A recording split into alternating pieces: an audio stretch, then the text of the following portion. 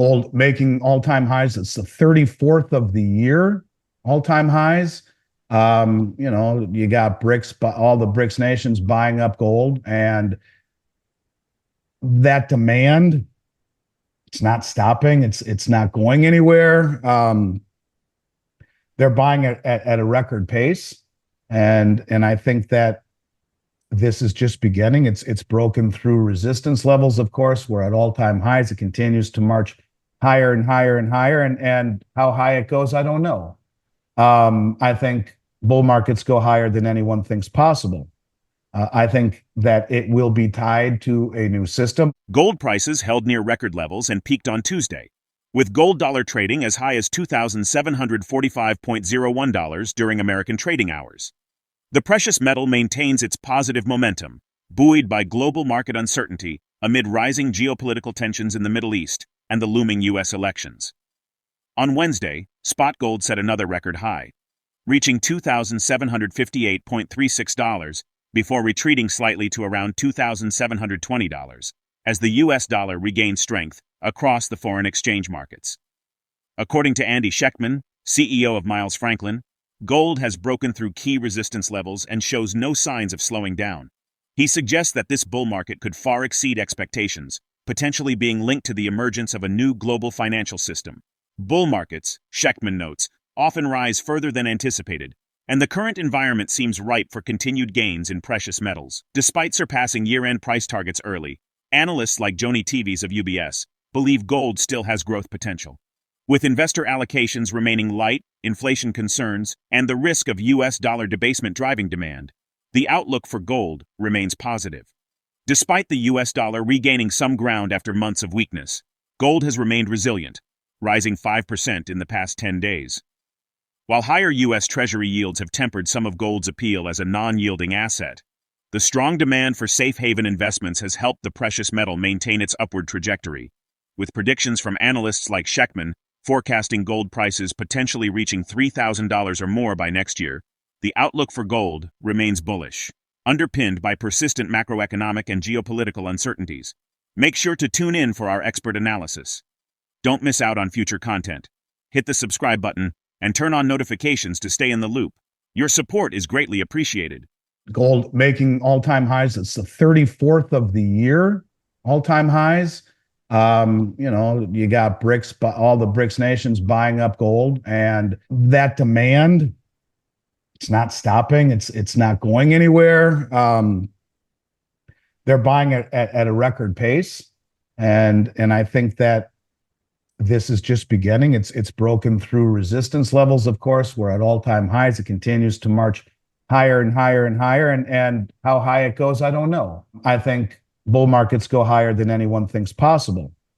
I think that it will be tied to a new system, but in reality, what I think it is more than anything is a realization that central banks around the world do not have the appetite for our treasuries any longer that they once did. Not only are we proving to choose inflation instead of letting the underbrush burn, letting Mother Nature clear everything, we're meddling again and lowering rates and reigniting inflation. That's why the bond market sold off and rates on the 10-year have been going higher, because they understand this.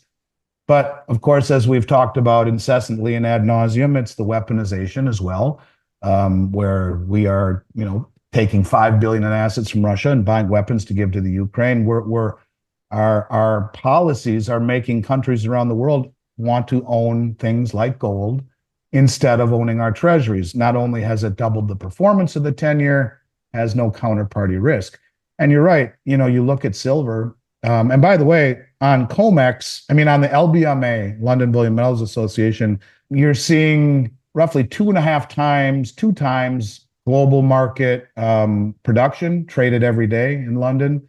They have way less metal behind these trades. About 90% of these trades are paper trades. And if called on the carpet, it creates a very big problem. There's not even enough gold in the exchanges to come up with, to deliver if need be, but more so in silver. Let me look at the numbers here. You mentioned that silver made a 12-year high. It's true, closed up 6.5% on Friday. And what's going on with silver is ridiculous. You have 3.5 times global mine supply annually traded every day in London. There's 800 million ounces in the entire LBMA vaulting system, of which 500 million belong to the ETFs. That leaves 300 million ounces there that could be delivered. Well, they're trading 2.9 billion ounces a day, which is 3.5 times annual mine supply, 10 times what is available, 90% of which is paper. 8.1% of all of that silver was delivered in the month of August as these countries are standing for delivery.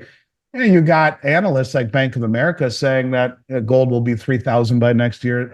You have 3,100 by Goldman Sachs. You got Michael Hartnett from Bank of America saying that gold bull driven by policy and inflation. Investors simply need to hedge inflation and threat of U.S. dollar debasement. Gold heading well above 3,000. Yeah, I mean, I don't think we've even begun to see where this ultimately goes, but silver is the value of a generation. Amid growing concerns of a potential broader financial crisis, the silver market has seen significant movement, with prices recently breaking through key resistance levels. According to market analyst Schectman, banks' extensive exposure across multiple markets heightens the risk of a crisis.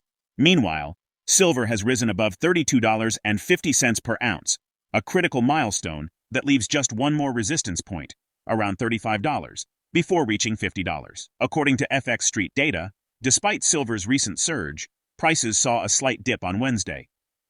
Silver traded at $34.66 per troy ounce, down 0.57% from $34.85 on Tuesday. Silver has experienced a remarkable increase of 45.64% since the start of the year, reflecting a solid upward trend in the precious metals market.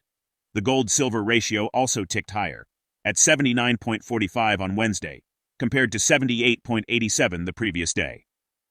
David Morgan, a respected figure in the precious metals community, often called the silver guru, notes that silver's price movements historically follow gold's. The recent spike in silver prices is seen as a long-anticipated confirmation of the broader bull market in precious metals. This surge aligns with the increasing demand for safe haven assets as investors seek to hedge against economic instability and inflationary pressures. Let's get back to the interview.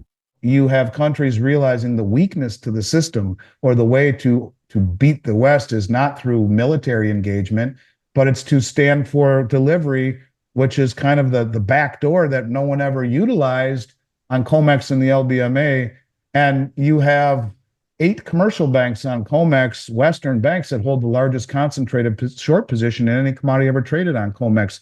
And you have between 4 and 6 billion ounces short in silver by pretty much the same group on the LBMA. So if silver went up by $2 on Friday, that's between what, $8 and $12 billion loss to these banks. Now, I can't give you a definitive number how many ounces, because it's an over-the-counter market in London. It's not an exchange where there is a central exchange authority that monitors everything. This is a over-the-counter handshake type of deal. It's more opaque. It's not as transparent, but we do know that roughly between 4 and 6 billion ounces short on London by these banks, and they're hemorrhaging. And how much longer can they take this acting in concert together in a collusive manner before they say, every man for himself, I'm out, bye, you deal with this, and they start to cover.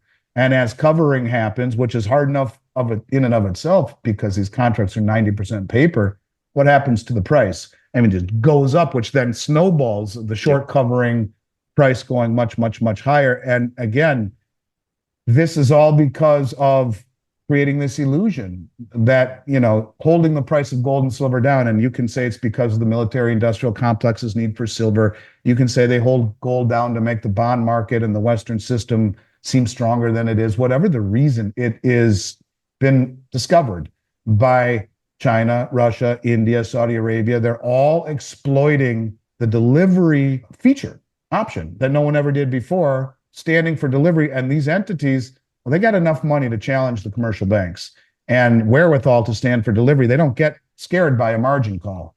If the price starts to fall, that's okay. Here's a little more margin. We're still standing for delivery. Thank you very much.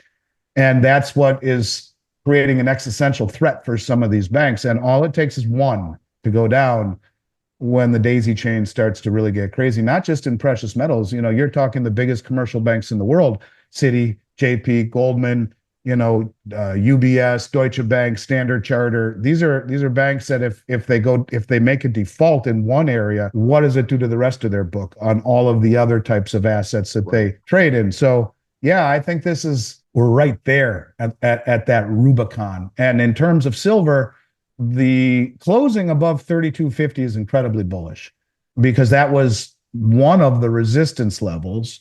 There might be one more at about 35. After that, there's nothing between it and 50. So it's been trying and trying and trying and banging its head against that level and now has closed through it. Where it goes from here, I don't know. Let's look and see what is it doing here today. What do we got silver at? 33.88 right Yeah, now. so I mean, Gave up and a they're little. hitting it today. It was way up. It's coming down a bit right now. And it's interesting when you look at it, it comes down right at the same time every single day when they hit it. It's right about 10 a.m. in New York, Eastern. This is the algorithms trying their best. Now you watch, my guess is it will pop back up, but it's shown amazing strength and resiliency lately. And every time that the West is foolish enough to add shorts to knock it down, there are people saying, thank you, that's a subsidy. We'll buy more and we'll stand for delivery. I'm not even talking the retail here. I'm just simply talking the most influential and well-funded and well-informed traders in the world, largely the commercial banks and the central banks of the globe, realizing that this is... Both gold and silver continue to experience upward solid momentum, fueled by geopolitical tensions, inflation concerns, and demand for safe haven assets. While gold nears record highs and silver breaches critical resistance levels, market analysts suggest that the bull market in precious metals is far from over, with further gains likely shortly. With global uncertainties and potential financial crises on the horizon, investors are increasingly turning to gold and silver as reliable stores of value. Do you think these trends in precious metals will be sustained through 2024, or could market corrections slow down their rally? Share your perspective in the comment section.